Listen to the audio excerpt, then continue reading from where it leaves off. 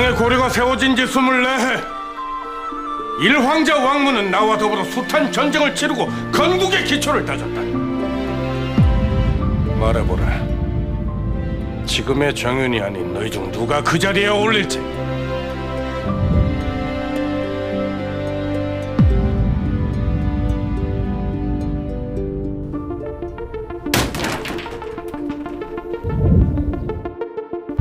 오늘 정윤님의 조반을 먹인 새입니다. 채 한 입을 삼키기도 전에 일이 되었지요.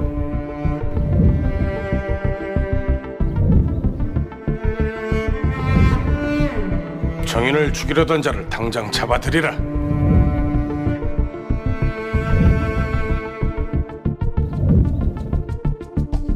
정윤님께 조반을 놀린 기미궁녀가 목맨 시체로 발견됐습니다. 신주광씨 집안의 양자로 보내졌던 사황자 왕소.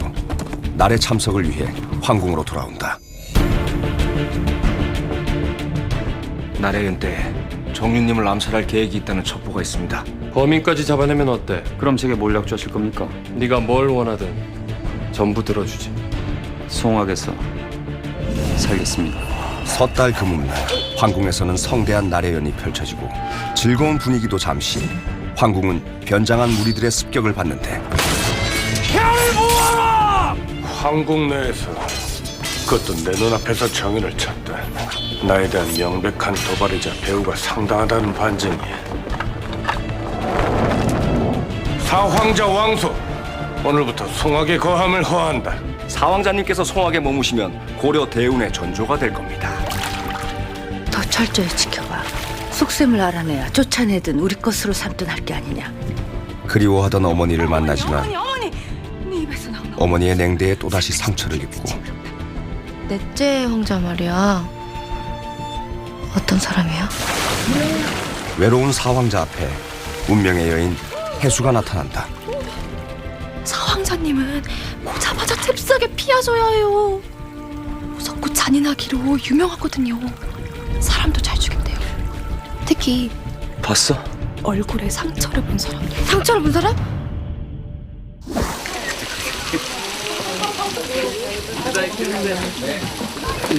차가워. 위에는 습초를 못 입겠네요. 이게 그렇게 그렇게 깊지 않구나. 아니 여기는 그래요? 보이는 여기가 이렇게 오늘 날이 따뜻해서 괜찮을 것 같아요. 파이팅 하십시오.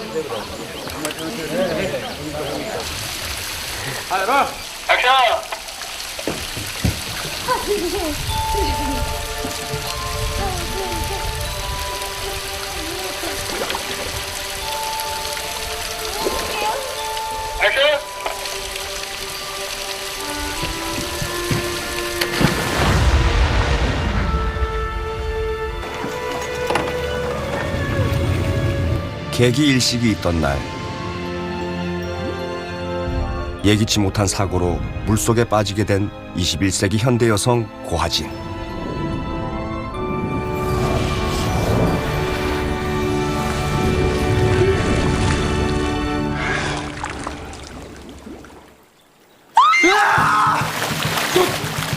또 뭐야?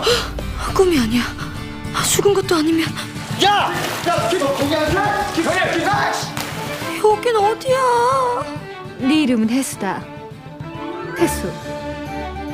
설마 나 지금 남의 몸에 들어온 거야? 이에서 사시게 되셨으면 여기 방식대로 사셔야죠. 거긴 뭐 인생이 바꾸고 싶다고 마음대로 바뀌진 않는 거지만. 황실 일가인 해씨 부인의 육촌 동생 해수의 몸을 입은 하진은 황자들과 인연을 맺으면서 좌충우돌 고려 생활을 시작하게 되고 다쳤다더니 인사법까지 잊었나 보다. 꼭 다른 아이 같다. 사람을 그렇게 막 짐짝처럼 던지고 그럼 돼요? 사과해야 빨라. 짤만한 게 진짜? 야! 나한테 미안하단 말 듣고 나면 넌 죽어야 하는데. 해수는 우연히 살인 사건을 목격하면서 황자들의 황권 다툼에 휘말리게 되는데 너 다신 내 눈앞에 띄지 마. 내가 뭘 잘못했는데요? 살고 싶은 게 죄야?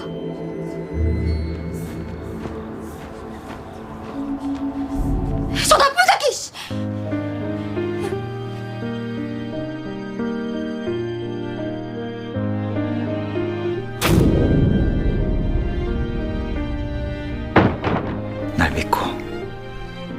하지 않겠니?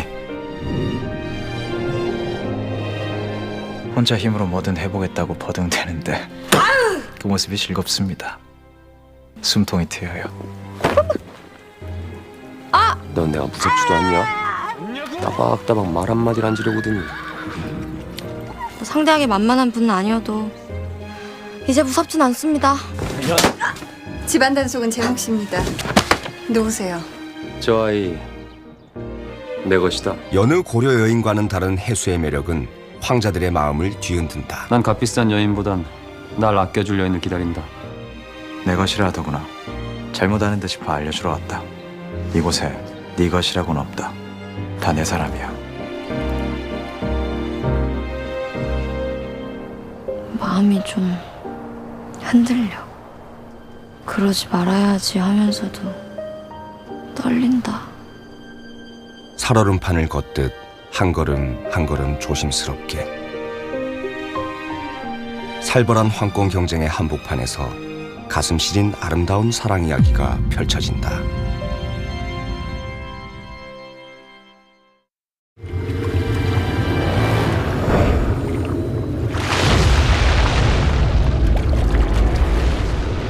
(2016년) 대한민국의 한 발랄한 20대 아가씨가 1000년 전 고려시대로 타임슬립을 하게 됩니다.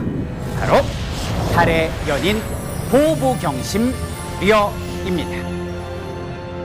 려라는 글자에서 알 수가 있듯이 우리 드라마는 고려시대 고려를 건국한 태조 왕건 말년을 그 배경으로 하고 있습니다. 이 당시에는 왕건에 여러 황자들의 정치 싸움 궁중암투가 얽히고 설키면서 우정과 사랑, 음모와 배시 속에서 여러 가지 이야기가 펼쳐지게 되지요. 자, 그럼 우리도 1000년 전으로 떠나 보겠습니다. 신라 말이었습니다. 왕과 귀족들은 부정부패를 일삼고 사치가 심했습니다. 삼국 유사의 기록에 따르면은 금으로 만든 집이 35채가 있었고요. 사절유택이라고 해서 신라 귀족들은 계절에 따라 이동해서 노는 별장이 있을 정도였습니다. 그렇기 때문에 백성들은 궁핍한 삶을 살 수밖에 없었습니다. 자, 이런 사치와 향락에 대항해서 각 지역에서는 백성들의 반란이 벌어졌고 그 백성들을 규합하는 지방 유지 세력들이 있었으니 그들을 호족이라고 부릅니다. 자, 이 사람들은 처음에는 반란이었지만은 아예 나라를 세워버립니다. 그래서 이전에 멸망했던 백제를 계승하겠다, 후백제라는 나라가 만들어지고요. 고구려를 계승하겠다 그래서 왕건은 고려라는 나라를 만들게 됩니다. 이후에 왕건의 고려는 발해, 신라, 후백제를 차례로 흡수해서 후삼국을 통일을 하게 되는데요. 자, 그렇다면 당시 지방 변두리의 한 유지에 불과했던 왕건이 어떻게 새로운 신세계 고려를 세운 군주가 될 수 있었을까요? 짐이 두려우니 폐하께서는 성군이셔서 무섭진 않습니다. 성군. 어째서 짐을 성군이라 생각하지? 삼국을 통일해 나라를 세우셨고요. 망한 나라 사람들도 차별 없이 높은 자리를 내주셨습니다. 발해가 사라졌어도 끝까지 의리를 지키셨고요. 그러니까 성군이십니다. 이 고려는 신라와 후백제를 아우르고 발해 유민도 대거 흡수를 했습니다. 왕건은 포용 정책을 시행해서 적이었던 세력들까지도 자신의 편으로 끌어들이는 포용의 리더십으로 고려를 만들어 갔지요. 혼인이라뇨? 폐하! 자, 그런데 호족들을 규합해서 나라를 만들었지만 이 결속력을 강화시켜야 될 거 아닙니까? 만약에 다른 지역에서 반란이라도 벌어지면 어쩔 거예요.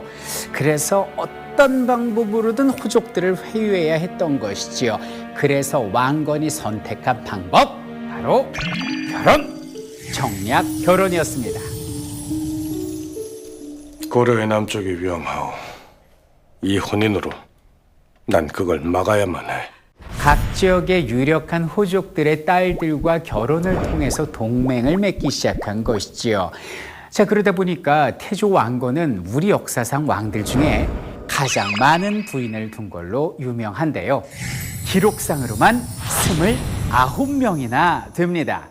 자, 이 가운데 6명은 왕으로 맞이하게 되지요.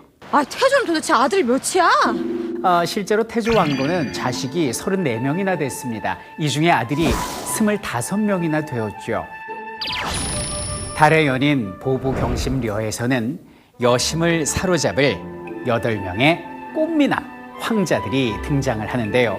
자, 왕건은 자신이 꿈꾸던 새로운 시대를 만들긴 했는데 권력에는 항상 대가가 따르는 법이지요. 가지 많은 나무에 바람 잘 날 없다고 차기 황권을 두고 자식들 간의 암투 혈투가 벌어지게 됩니다. 이 고려는 반드시 내 아들의 것이어야 해. 이 추악한 것을 만든 놈이 누구냐고.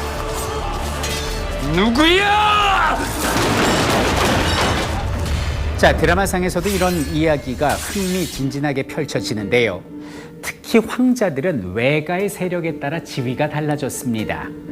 외가가 미천한 정류는 끊임없이 시의 위협에 처하는 반면에 세 번째 황자의 외가는 당시 축주유씨 집안으로 당시 호족들 중에서 가장 강력한 세력이었기 때문에 기세가 등등했던 것이죠.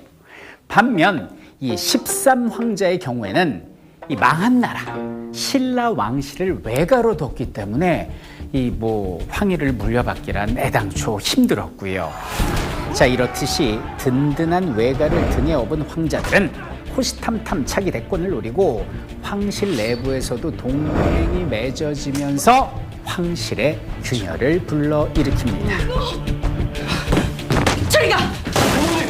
자, 이러다 보니까 혼란이 나타날 수밖에 없습니다. 그런데 이 균열과 혼란에는 왕건에 큰 책임이 있다는 거 아닙니까? 이 왕건이 아버지로서 교통정리를 제대로 안 해줬다는 얘기입니다. 당시 고려는 이 조선시대처럼 여러 부인을 중전 그리고 후궁, 그러니까 일반인으로 따지면 정실부인, 첩 이렇게 나누어서 차별하지 않았어요. 왕실에서 여러 부인들을 동등하게 차별하지 않다 보니까 마치 중전이 29명인 거하고 비슷한 상황인 거죠. 자, 그러면 이 여러 왕비들의 큰아들이 전부 다 차기 황제가 될 수 있다는 얘기인데요. 그럼 누구한테 힘을 실어 주겠습니까? 거기다가 이 왕건의 유언이 있어요. 그것을 후뇨10조라고 얘기를 하는데 그 후뇨10조에서 이제 3조를 보면은 이런 말이 나옵니다. 첫 번째 아들에게 나라를 물려주는 것이 비록 상례이기는 하나 만약에 이 맏아들이 불초하거든 그 다음 아들에게 물려주라. 또 그마저 불초하다 그러면 형제 가운데 뭇사람들로부터 추대를 받는 왕자에게 물려주어서 대통을 잇도록 하라라는 말이 나옵니다. 자, 여러분들 이 불초가 뭡니까? 이 덕이 없다는 얘기로 해석을 할 수가 있습니다.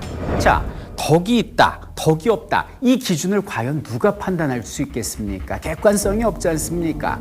그리고 제가 만약에 황자잖아요? 그러면 저는 세력을 규합할 것 같아요. 왜요? 무사람들에게 추대만 받으면 누구나 황자를 받을 수 있지 않습니까? 이거 완전히 어지러운 그 배경에 시발점이 여기는 왕건이 아닌가라는 생각을 해봅니다. 정윤의 곁에 어떤 자로 남을 테냐? 어미는 자신을 빛나게 할 자식을 알아보지. 넌 나의 수치이자 치욕이며 흠이다. 너지? 날 모함하려고 증거라도 있어? 잘못하는 듯 싶어 알려주러 왔다. 다시는 함부로 대하지 마라.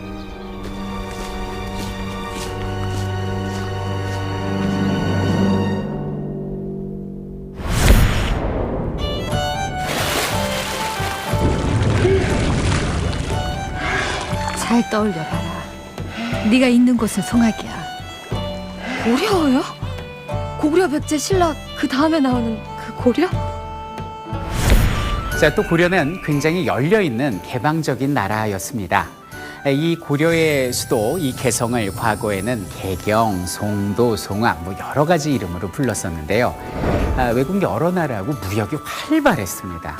중국, 일본 그리고 페르시아, 아라비아 상인들까지 엄청나게 많이 와서 무역을 했던 곳이죠. 당시 아라비아 상인들이 그 고려를 꼬레라고 부르면서 전 세계에 꼬레아로 알려지게 되죠. 그래서 오늘날 코리아의 근원이 된 것이 바로 이때가 됩니다. 자, 종교적으로도 불교가 국교였기는 했지만은 유교랄지 도교랄지 풍수지리설, 민간신앙 등 다양한 종교가 공존하였던 시기였다라고 보시면 되겠고요. 그 드라마 초반에 펼쳐지는 나리에도 실제 고려 초기에 있었던 무속신앙과 관련이 있는 국가 행사였습니다. 음력 섣달 금음날 가면을 쓰고 악귀와 재앙을 쫓는 의식을 치르는 건데요. 이 나쁜 귀신을 전부 몰아내고 어떤 복을 부르는 일종의 새맞이 축제였다라고 볼 수 있겠네요. 화려한 등불, 음악과 춤이 더해져서 나라 전체가 즐기는 즐거운 연말 축제였다라고 할 수 있겠네요. 자, 그리고 이 고려는 그 성문화 자체가 매우 개방적인 국가였습니다. 서긍이라는 사람이 쓴 고려 도경에 의하면은 고려 사람들은 목욕을 즐겨서 시냇가에서 남녀가 같이 목욕을 하는 것이 일반적이었다라고 기록되어 있습니다. 그리고 고려 황실에서는 황실의 혈통을 보존하기 위해서 족내혼, 근친혼 이런 것들이 성행을 했는데요. 그 대표적으로 광종은 이복 여동생하고 결혼을 하거든요. 언니가 오라버니께 이혼을 청했답니다. 뭐라? 진정이냐? 그리고 또 사회상을 보면 남녀 간의 어떤 이혼이랄지 재결합 이런 것들이 비교적 자유로운 시대였습니다. 그래서 그 당시에는 돌싱들이 되게 많았고요. 그분들이 이제 재가를 했어요. 그럼 당시에 재가녀의 자식이라고 하는데 조선과는 달리 재가녀의 자식을 차별하는 법 따위는 없었던 것이 남과 여가 비교적 동등한 생활을 했던 것이 바로 고려다라고 보시면 되겠습니다. 그러니까 우리 드라마에서 보면은 왜요? 또 왜? 고려 시대로 타임슬립이 된 해수라는 아가씨가 황자들한테 반말을 하고 와, 저런 놈은 그냥 딱 잡아야 되는데. 심지어는 목도 시원하게 해줍니다. 저 나쁜 새끼! 해들고 심지어는 황자를 때리기까지도 하지요.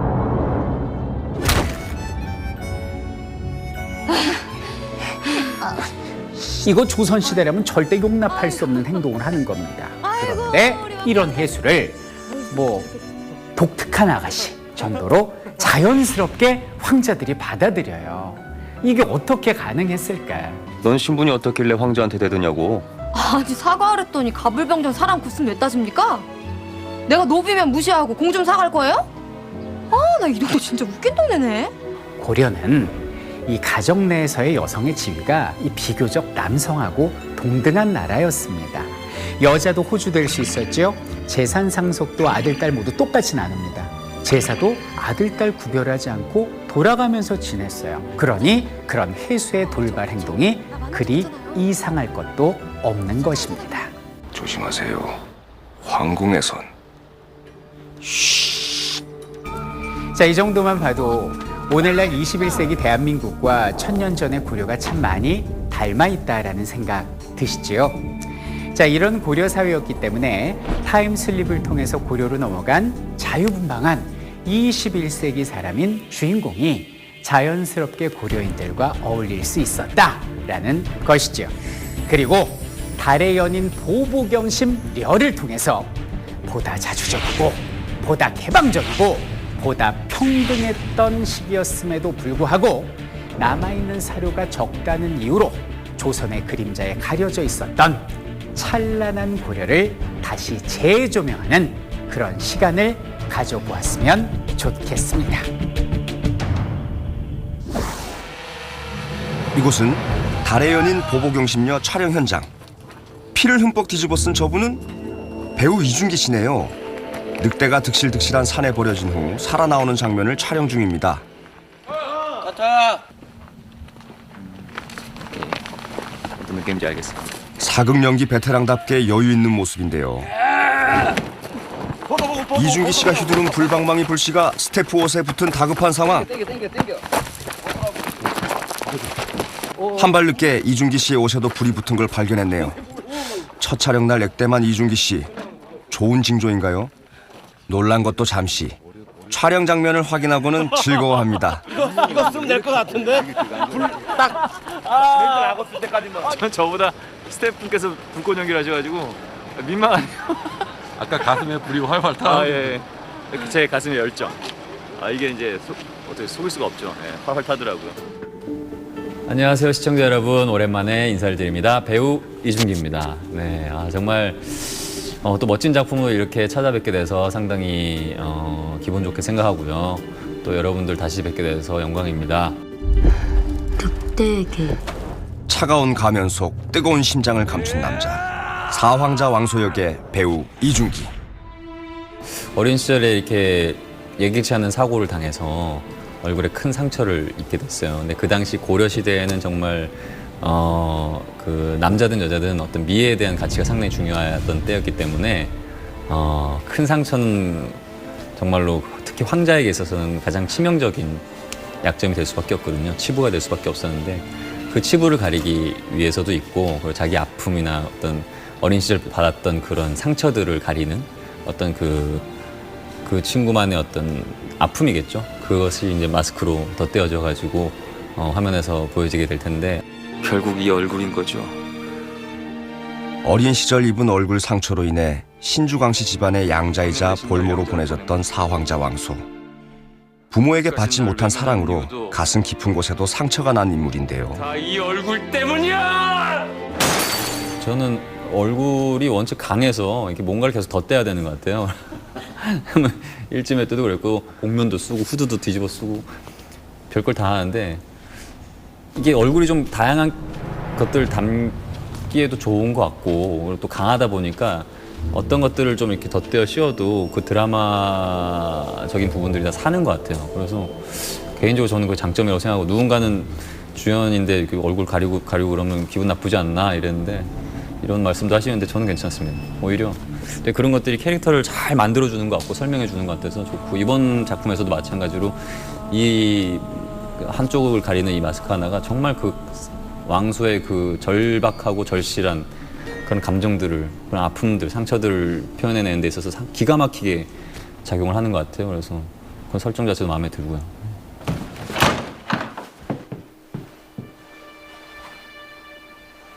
어머니께 인사 올립니다. 그토록 그리워하던 어머니를 다시 만난다는 기대와 설렘도 잠시. 어머니, 송악에 개늑대가 나타났다는 얘기 들으셨습니까? 어머니와 형제들은 그를 괴물로 여기며 조롱하고 멸시합니다. 신주에서 왔대죠? 오랜만에 상경이니 콧바람이나 실컷 쐬렴. 네 어머니께 보낼 선물은 따로 챙겨뒀다. 이번엔 좀 길게 머물까 싶은데 형제들과 함께 사가에서 머물면 어떨까요? 가당치 않은 소리. 넌 이미 신주 강씨 사람이야. 네가 이쪽으로 돌아오는 순간 두 집안의 오랜 은원이 다시 불붙는다는 걸 잊은 거니? 양자로 보냈다더니 볼모 맞네. 정말로 그 황권에서 내쳐진, 그 가족들로부터 내쳐진 정말 개늑대라는 별명을 가진 그 상처와 아픔을 가지고 살아가는 사황자 왕소로 시작을 하기 때문에 아마 보실 때도 비주얼적으로도 많이 변화가 있게 될 거고, 그리고 감정적으로도 그렇고, 그런 부분들은 아마 여러분들이 보시기에 가장 드라마틱한 부분을 갖고 있는 캐릭터가 아닐까. 정윤의 사람으로 송악에 머물게 하시면 어떨는지요? 정윤의 방패가 될지 노리는 칼이 될지 모를 일이야. 오랜만에 궁에 돌아온 사황자 왕소. 형제들과 잘 어울리지 못하고 겉도는데요. 일단은 서로 어울릴 수가 없죠. 가장 어렸을 때 봤던 아이고, 또 자기가 그 왕실에서 나오기 전에는 이미 태어나지도 않았던 친구도 있을 거고.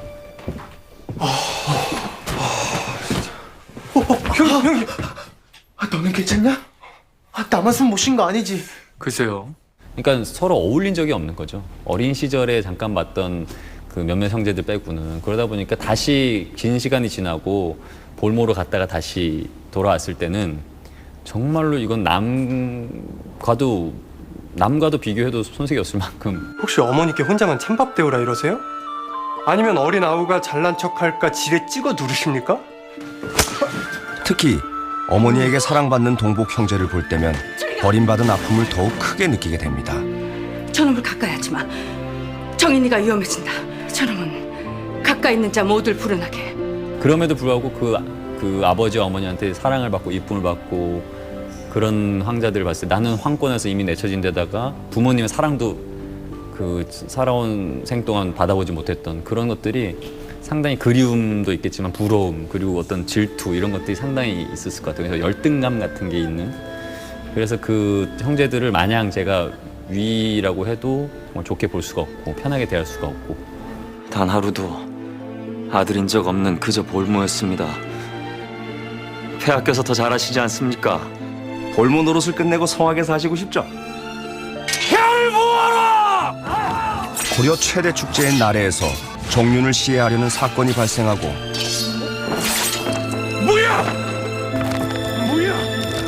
정윤의 곁에 어떤 자로 남을 테니? 폐하와 정윤의 신하로 살 겁니다. 아들도 아우도 아닌 오직 충성된 신하가 되겠습니다. 황실로 돌아온 사황자 왕소는 정윤 씨의 사건을 파헤치면서 그동안 갈고 닦아온 무술 실력을 마음껏 선보이는데요. 액션 사극의 1인자답게 개역 없이 액션 연기를 펼치는 이준기 씨. 정말 멋지지 않습니까? 전 개인적으로는 이번 작품 좀 제가 더 보여드릴 수 있는 액션들을 할 시간이 있었나 싶을 정도로 너무 다양한 이 황실의 이야기가 있어서 제 욕심에는 좀 모자라요. 네. 저는 정말 액션을 많이 좋아하는 스타일이라 시도 때도 없이 액션을 해야 돼요. 뭐 만나면 무조건 싸워야 되고. 근데 어떤 그 액션이 주가 되려면 제가 뭔가를 계속 해결사가 돼야 되는데 저는 문제를 잘 만드는 놈이라. 아무튼 뭐 액션도 물론 있어요. 물론 있어서 아마 여러분들 기대해 주셔도 좋고 대신에 그 전에 기존의 작품에서는 제가 어떤 테크닉적인 걸 많이 보여줬다면 이번 작품에서 액션에서는 좀 그런 감정들을 녹아내는 쪽을 많이 풀어서 아마 그런 부분에서 흥미롭게 보실 수 있지 않을까 싶습니다. 이건 알아. 놓지 못해? 곧 누구 없느냐? 막대기를 휘두르며 왈패들 무리에 겁없이 덤벼드는 여인. 의욕 넘치는 배우 이지은 씨입니다.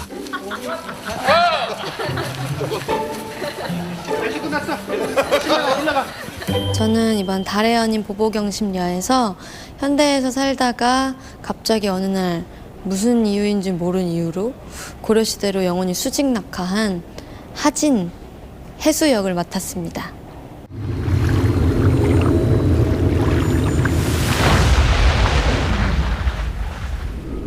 살고 싶어. 어떻게든 죽지 않고 살고 싶어. 혜수야. 혜수야. 저기 왜 자꾸 혜수라고? 제 이름은 고아진인데요. 아 맞다, 나 죽었지. 죽은 게 아니에요? 21세기 억청녀에서 당찬 고려 소녀로 해수 역의 배우 이지은. 고려시대에 살고 있는데 현대 시대의 생각을 가지고 있는 아이다 보니까 뭐 질문을 하더라도 대답이 좀 독특하게 나오고. 날 본 적 있냐? 없습니다. 낯이 근데. 아닙니다. 좀 어디로 튈지 모르게 막 왈가닥처럼 굴고. 석반 대령이요. 놔둬라. 혼자서 편하게 드시게요. 그러십시오. 아무래도 좀 조심해야 되는데 하진이는 현대에서 온 아이기 때문에. 내 인연 감히 네 안전이라고. 년? 웬 소란이야? 그래서 주목을 많이 받다 보니 미워하는 사람도 많이 생기고 그런데 매력을 느껴서 사랑하는 사람도 많이 생기고 그래서 미움과 사랑을 좀 두루두루 많이 받는 역할이에요. 얘 탱글탱글한 거 좀 봐. 야, 이 풀떼기만 먹는 고려에서 얘 관리 잘했다. 응? 난 기회를 얻은 거야. 죽지 않고 다시 살 기회. 들키지 말고 잘 버텨야 돼. 버티면. 초반에는 정말 아무것도 모르고 왈가닥이고 너무 하진이 입장에서는 납득할 수 없는 일들이 많은 거예요. 뭐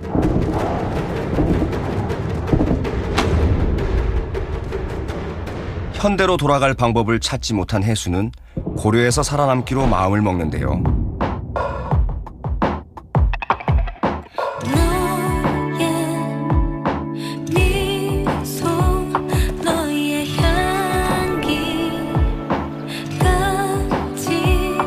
고려 생활이 참 만만치가 않습니다. 좁은 길에서 그렇게 달리면 어떡하냐고요. 저기 봐. 사람들 다 피한 거. 사람 나고 차. 아니 말랐지. 말라고 사람 났어요? 신분 제도라든지 남녀 간의 뭐 그런 구별이라든지. 아이고 우리 왕래 왕자님 벌써부터 이렇게 든든하니 곧 뭐 멋진 남자가 되시겠어요. 아이고. 그러다가 조금씩 거기에 익숙해져 가고 인정할 수밖에 없고 결국에는 황궁에 들어가기 때문에 완전히 고려 황실에 적응한 고려 여인이 되기까지 여러 가지 단계별로 변화가 있어요. 오냐 썩 꽃 피우지 못할까? 네 죄를 네가 알렸다. 고려에서의 생활에 최적응하기도 전에 우연히 살인 사건을 목격하면서 위험한 상황을 겪기도 하죠. 더 생각해내. 남김없이 떠올려. 어서! 이제 그만하면 됐다. 숲속에서 본 건 전부 지워. 그 말이 맞다. 네가 누굴 봤단 말이 새나가지 않아요. 안전해. 그럼 저 가봐도 되죠? 아니 이게 무슨 일입니까? 해수와 시황자가 싸움이 났네요. 싸움 구경이 세상에서 제일 재밌다는데 어디 한번 볼까요? 하지 말고 다른 걸로 해. 버전 버전에. 야, 이 조그만 게 뭐 쌀 같은 게 막 이런 거만 하는 거야. 쌀 같은 게, 콩 같은 게. 액션! 야! 이 콩만한 게. 여자냐 싸우지? 시황자 역을 맡은 백현 씨의 애드립에 웃음이 터지고 맙니다. 뭔 말이냐? 쌀이냐 너야? 맞기도 하고 뭐 고문도 당하고 근데 정말 힘들었긴 했는데요. 상황이 극단적으로 가다 보니까 화면에는 더 재밌게 잘 나왔다고 하더라고요. 그래서 연기하는 것도 재밌었고 언제 또 그렇게 고생을 해보겠어요. 저는 사실 몸이 좀 작아가서 액션이나 이런 걸 해볼 기회가 많이 없었거든요. 그런 쪽으로 배역이 많이 들어오지도 않고 근데 물론 제가 이 드라마에서 제대로 액션을 한 건 아니지만 몸을 쓰는 연기를 많이 할 수 있어서 새롭고 좋았어요. 이번 드라마를 촬영하면서 지은 씨가 새롭게 경험한 것 중 하나 바로 와이어 연기인데요. 과연 잘할 수 있을까요?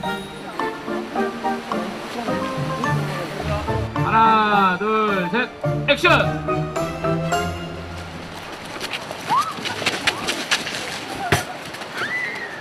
타이밍이 안 맞아서 실패. 카트. 액션!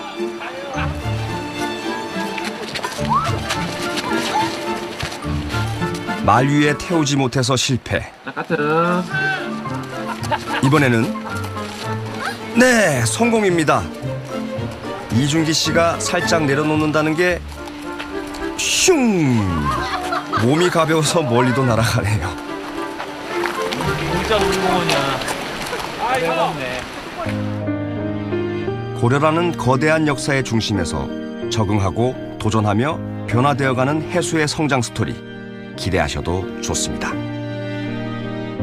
아이유가 왈가닥으로 시작했다가 점점 성숙해지고 정숙해지고 어른스러워지는 모습을 보시는 재미가 있을 거라고 생각합니다. 달의 연인 보보경심녀에는 연기력, 외모, 스타성을 겸비한 젊은 배우들이 대거 등장을 하는데요. 진짜 멀리서 보면 핑크어들 같아. 여기서는 이준기 씨가 제일 큰형이랍니다. 아, 이준기 씨도 약간의 그런 데서 경쟁심이라는 게 이렇게 들 수 있을까? 아니요. 다 죽여버렸어요, 그냥. 그래서 저는 그럼 다 죽여버렸어요. 저보다 잘생기면 다 죽어야죠. 아직까지는. 농담이고, 아니, 근데 농담이고, 진짜로 경쟁심이 안 생긴다고 하면 거짓말이에요. 여자가 궁금한 나인 거 이해하는데 그래도 엿보는 건 아니지. 사과해 얼른. 마지막 구의 청을 정으로 바꿔 흔들리는 마음을 고백하는 시인 걸 설마 누이가 모른다고요? 걱정 마라. 내가 꼭 구해주마. 누가 누굴 구해? 연아! 해수는 각각의 황자들과 얽히면서 다양한 감정을 나누게 되는데요. 그쪽에서 사랑을 많이 받죠? 많이 받습니다.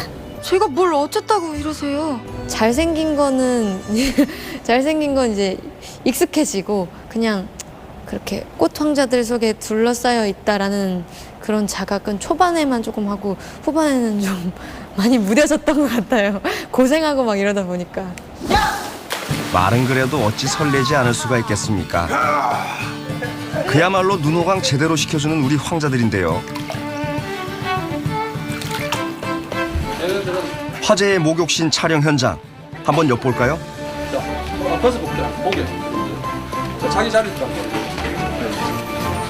자, 저기도 벗고. 여기에 있으니까. 민망한 상황이긴 하지만 하나둘 상의를 벗으며 촬영을 준비합니다. 위에도 그 상태로 있을 거야. 힘도.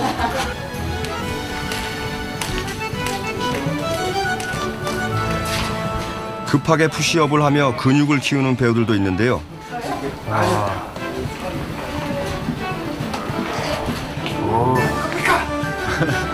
강하늘 씨가 인정하는 실력을 가진 너는 누구냐? 14황자 역의 배우 지수 씨군요. 역시 어린 친구라 다르네요.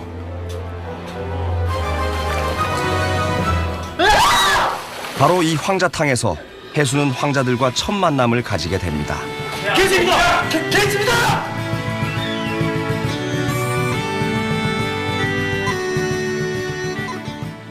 저 여덟째 황자님 말이야. 어떤 분이야? 그야말로 고려 최고 사내시죠. 박식하기론 어느 학자와 견줘도 모자라 먹고 인자하기론 25 황자님 중 최고시고 게다가 출중한 무술 실력까지 겸비하셨죠.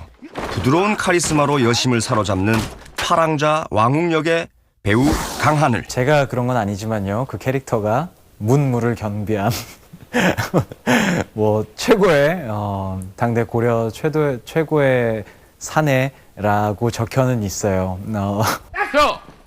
멋지게 뛰어올라 보지만 뭔가 좀 어설프죠.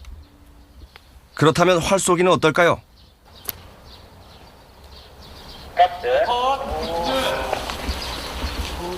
하늘 씨는 뭔가 만족스럽지 못한 표정입니다. 없는 것 같아요. 제 몸 안에. 그래서 굉장히 어려웠던 것 같습니다. 처음으로 생명을 거둔 나이가 11살이었어. 주어진 무게니 견뎌야지. 황자로 나서 이 정도로 배겨내지 못하면 어쩌려고. 사랑에 굉장히 목마른 사람이에요. 어려서부터 집안이나 지켜야 될 것들만이 가득해서 자기가 직접 원하는, 진짜 원하는, 좋아하고 정말 내가 흥미를 느낄 수 있는 거에는 모르고 살고 있었던, 지킬 것들만 많았던. 무거운 일이 많은 집안 아닙니까? 내 앞에 올 때면 다들 어찌나 힘들다고 말하는지. 돼요, 안 돼요? 헌데 안 그럴 거요. 수는 아니지 않습니까? 그 모습이 즐겁습니다. 숨통이 트여요. 잘 만날 일이 기다려지고. 강하늘 씨는 어떤 분인가요? 강하늘 씨요? 네. 강하늘 씨는 강하늘 씨는 강하늘 씨는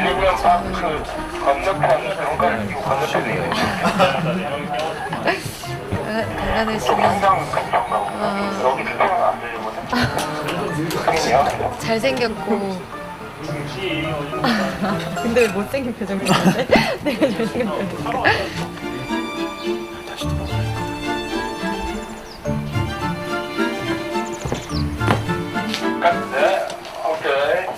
근데 요거 한 번만 다시 가면 안 돼요? 아 싫어. 한 번만. 한 번만 다시 안 돼요? 여기 진심이냐? 네. 잊지 마라. 이 고려는 반드시 내 아들의 것이어야 해. 황제를 꿈꾸는 야망남. 삼황자 왕료 역의 배우 홍종현. 이 왕녀라는 캐릭터는 자기가 최고거든요, 정말. 절대 다른 누군가를 인정하는 법은 없고 이제 어떤 사건들이 생기기 전부터 내가 최고다 약간 그런 마음가짐을 항상 가지려고 노력했던 것 같아요. 황자가 저리 추한 꼴이라니. 삼황자는 어머니인 황후유 씨에 의해 일찍부터 황제로 길러지는데요. 정윤의 자리가 자신의 것이라 생각하기에 피도 눈물도 없고 비열하기까지 한 인물입니다. 감히 어머니를 욕보이지마! 성장 과정에서 누군가에게 이제 뭐 자신의 욕심 때문에 뭐 어떤 못된 짓들을 하고 그런 게 나빠 보일 수도 있는데 저는 한편으로는 나빠 보이면서도 좀 이 친구만의 좀 힘든 점 같은 그런 것들도 보이더라고요. 어머니와 계략을 꾸미는 장면이 많은 사황자. 촬영 전 리허설을 해보는데요. 그런 거 있잖아. 나는 네가 지금 그렇게 생각 좋겠다. 이거 되게 무겁구나. 네. 이렇게 하고 앉아갖고 이걸 딱 재밌게 나의 얼굴을 이렇게 딱 봐도 될 것 같은데? 그리고 딱 내리고 해도. 후배 홍종현 씨에게 즉석에서 아이디어를 제안하며 꼼꼼하게 연기 호흡을 맞춰주는 배우 박지영 씨입니다. 든든한 선배의 지도 아래 촬영한 장면 한번 확인해 보실까요? 걱정 마시라니까.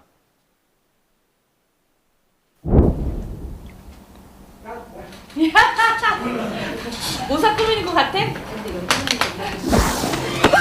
야, 이거 놔.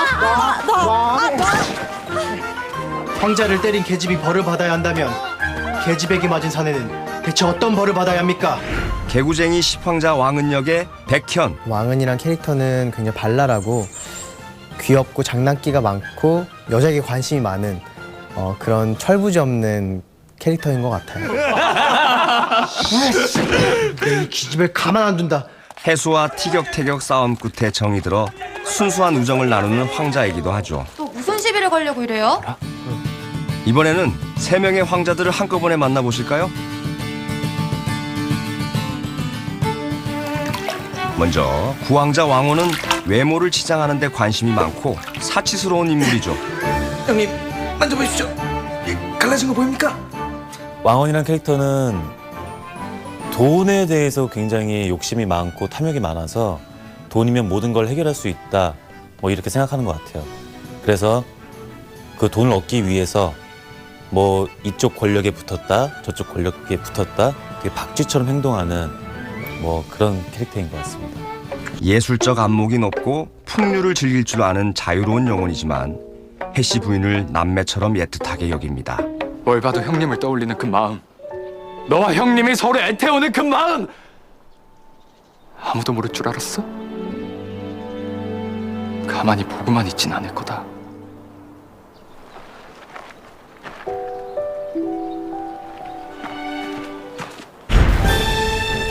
마지막으로 14황자 왕정입니다. 사랑만 받고 자란 천생 막내죠. 무예를 되게 좋아하고 또 이렇게 주요 황자들 중에서는 가장 막내이고요. 또 어머니께 이제 많은 사랑을 받고 자라온 막내, 소년 같은 역할입니다.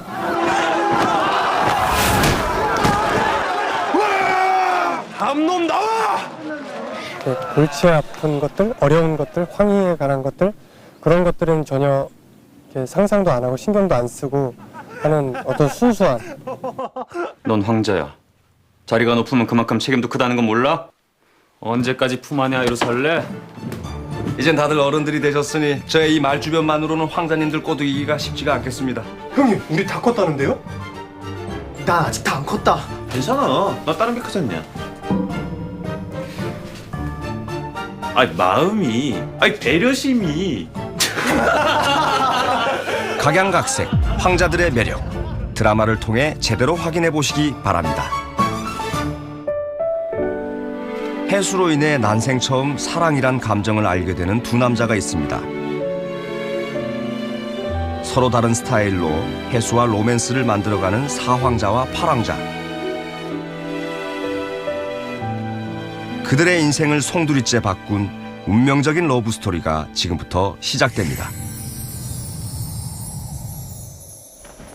사이가 참 좋아 보이네. 그럼요. 아픈 부인께 얼마나 지금 정성이신데요? 겁내지 마라. 내가 널 이리 데려왔으니 끝까지 도와줄 것이다. 나도 저 남자만큼은 믿어도 되겠다 싶었어. 처음에 팔황자와 나누는 사랑은 정말 순수하고 어떻게 보면은 아주 보편적인 사랑인 것 같아요. 그냥 남녀가 눈을 마주봤는데 얘 좋은 것 같아. 그래서 조금 호기심이 생기고 뭐 앞에 감정 같은 거 없이 그냥 알자마자 호감에 빠져서 사랑으로 점점점 발전해가는 마음이 좀 흔들려. 그러지 말아야지 하면서도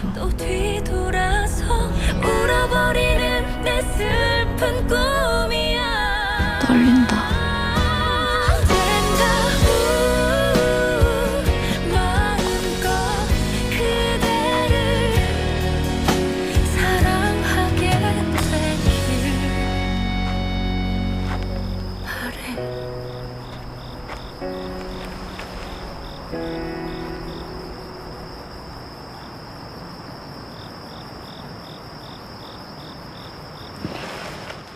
사왕자와 하는 사랑은 좀 독특한데요. 야! 처음에는 미워하는 걸로 시작하거든요. 미워하는 걸로 시작했다가 뭔가 인간적인 위로나 서로에 대한 이해보다 책임감도 생기고, 이게 근데 완전히 남녀간의 사랑이랑은 조금 다른 진짜 인간 대 인간적으로 하는 그런 사랑을 하다가 나중에는 남녀간의 사랑으로 발전을 해서 불같이 사랑하고, 장르는 사극이지만 그냥 실제 커플들이 할 법한 싸움을 하는 장면들이 많거든요. 근데요. 아니 말 나온 김에 어제 왜 그런 거예요? 너! 그날 그 황금욕탕에 어떻게 들어왔어? 저 채랑이가 그러는데 닭이 제일 맛있다네요. 누구도 알아주지 않고 누구도 바라봐주지 않던 나를 처음으로 인간으로 대해주고 나의 마음을 봐줄 줄 알고, 그리고 나를 보다듬어 주려고 하고 나를 안아주려고 하고 나를 계속 신경 쓰는 누군가, 한 존재가 딱 있었다면 그게 해수가 첫 등장이 된 거죠. 그 해수를 만났을 때 저는 사람으로서의 어떤 그동안에 갖지 못했던 정, 느껴보지 못했던 정을 느낀 거죠. 그게 인정이 됐든 애정이 됐든. 황궁에선 제발 좀 묻어나게 지내세요. 말끝마다 죽이네 살리네 하지 마시고, 자기 말 안 듣는다고 눈에 힘 빡 주고 노려보지 마시고, 그만. 밥 잘 먹고 잠 잘 주무세요. 나쁜 꿈은 별수를 꾸지 마시고. 나를 그렇게 바라봐준 여인으로부터의 어떤 그 모성 본능을 느끼게 되고, 그가 모성 본능을 느끼는 그 모습을 보게 되고, 그럼 저는 벽이 허물어지고 그것이 점점 사랑으로 싹트고, 저는 나중에는 정말 사랑으로서 다가가게 되는, 그래서 나중에는 정말로 그 집착남이 돼요. 네, 정말 집착남이 되고. 전 제 자신이 제일 무섭습니다. 황자님이 아니라요. 내 마음인데도 어디로 향하는지 짐작이 안 됩니다. 아무리 방향을 바꾸려고 해봐도 안 되네요.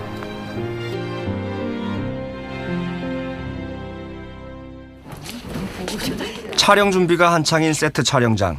사망자와 어머니 황우유 씨가 화기애애하게 리허설 중입니다.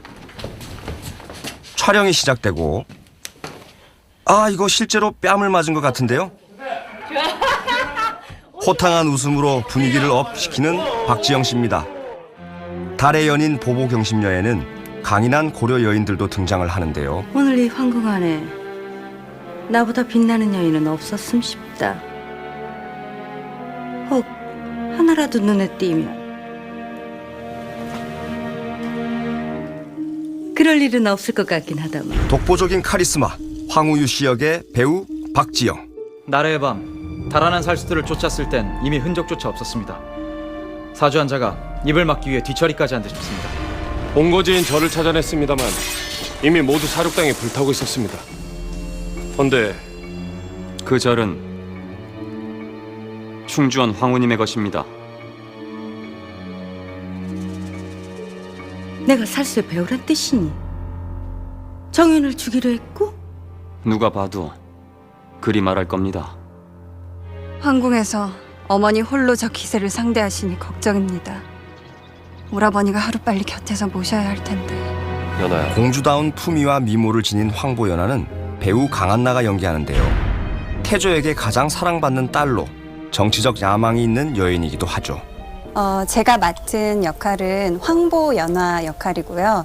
태조의 수많은 황자들 중에 유일한 공주인 딸입니다. 예쁘기만 하고 얌전하기만 한 그런 공주가 아니라 어떤 자신의 목표를 향해서 굉장히 추진력 있게 나아가는 인물이잖아요. 그런 점에서 굉장히 여태까지 공주들과 또 다른 그런 매력이 있지 않을까. 헛된 기대 따윈 접어라. 연하처럼 귀한 아이까지 내게 주실 리는 없으니까 연하에게 물어봐라. 평생 그 추한 얼굴을 보면서 살 자신이 있는지. 짐승을 사람으로 만드는 재미는 어떨까? 궁금할 때도 있습니다. 그리고 타고난 미모와 춤솜씨로 기녀가 된 후백제의 마지막 공주 우희 역의 서현.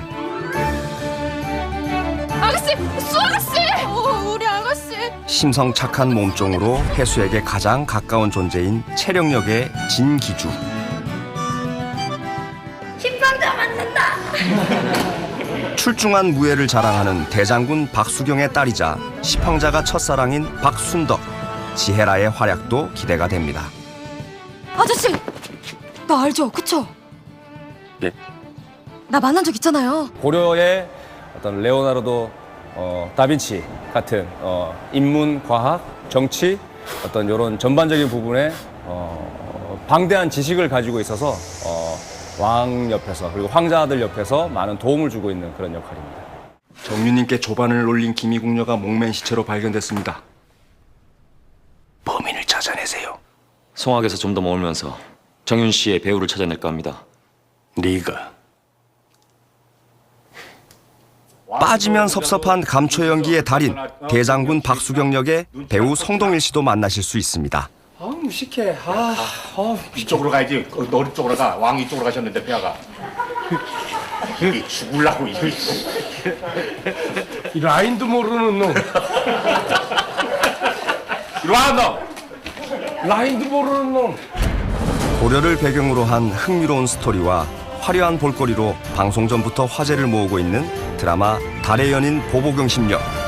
지금까지 본 적 없는 새로운 감성 사극이 여러분을 찾아갑니다.